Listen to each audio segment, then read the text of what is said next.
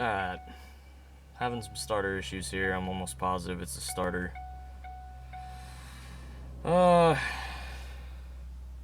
Battery's charging just fine. Gauges should have clicked on by now. Anyway, there we go.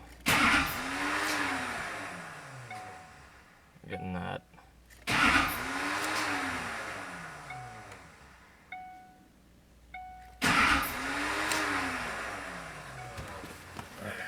Move it outside the vehicle a little bit.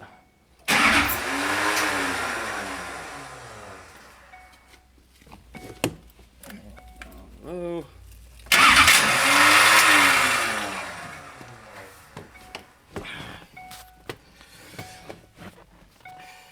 I really don't know what to say.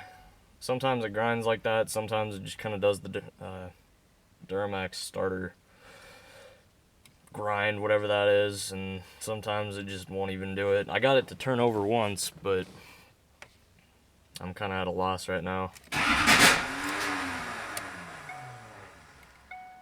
Yeah. So